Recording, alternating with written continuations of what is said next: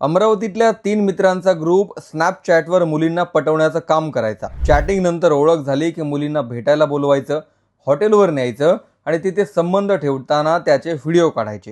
गेल्या कित्येक दिवसांपासून हे काम तिघ मित्र मिळून शक्कल लढवून करायचे। पण या 3 मित्रांमध्येच एक वाद झाला आणि यातल्या एकाने सगळेच व्हिडिओ आणि फोटो टेलिग्राम ग्रुपवर टाकून दिले। अशोक खरातचं मॅटर जसं ऑफिस बॉयने बाहेर काढलं तसंच या मित्रांचा ग्रुप फुटला आणि वर्षभर जे कांड केलंय त्यातले आई वडिलांना हादरवून टाकणारे फोटो समोर आले। अमरावतीतल्या परतवाडा आणि अचलपुरातल्या या मॅटरनंतर पोलिसांनी धरपकड सुरू केली आणि यातलं पहिलं नाव समोर आलं ते अयान मोहम्मद या मुलाचा, जो यातला मास्टरमाइंड आहे। त्याच्याच मित्राने वाद झाल्यानंतर हे सगळं प्रकरण समोर आणलंय। पोलिसांनी मास्टरमाइंड पकडल्यानंतर दुसरा साथीदार इक्बाल खानलाही पकडून आणलं। तपासातून जे समोर आलंय ते पोलिसांना चक्रावून टाकणार आहेच।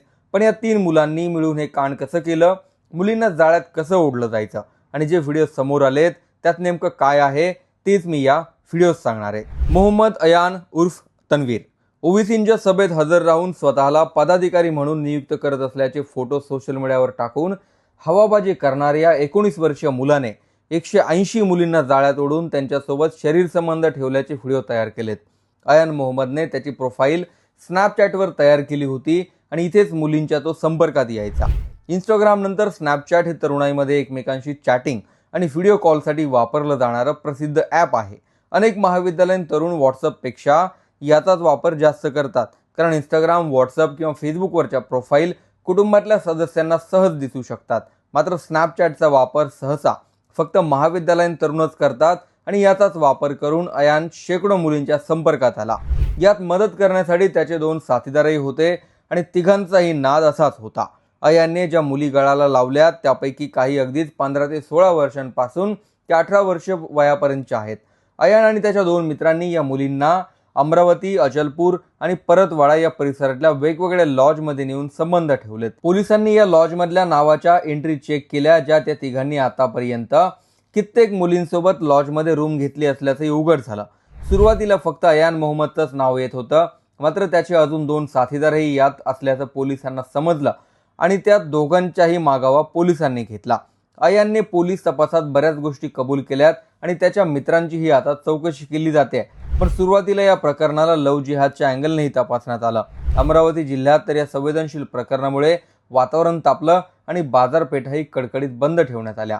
पण पोलिसांनी सुरुवातीला जे व्हिडिओ हाती लागले त्यापैकी काही व्हिडिओंची खात्री केली, त्यापैकी 8 व्हिडिओतल्या मुली या मुस्लिम असल्याचंही समजतंय।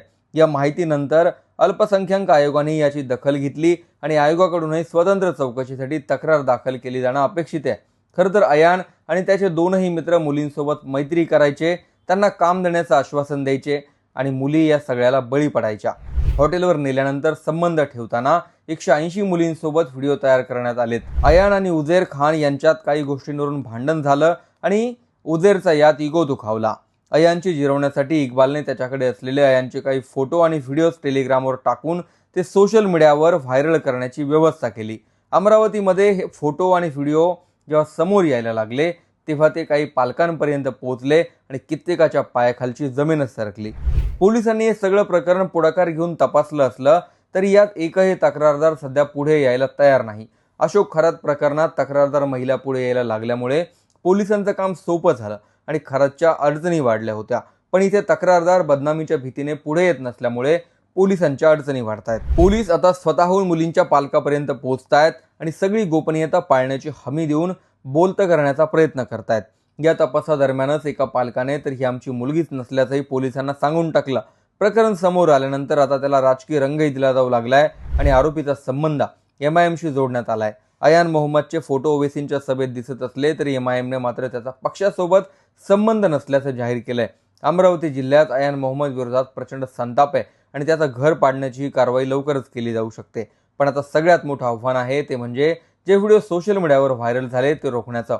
पोलिसांनी व्हिडिओ व्हायरल करणाऱ्यांविरोधातही कारवाई सुरू केली आहे आणि यातल्या मुली अल्पवयीन नसल्यामुळे कुणीही व्हिडिओ, फोटो शेअर करू नये असं आवाहन केलंय।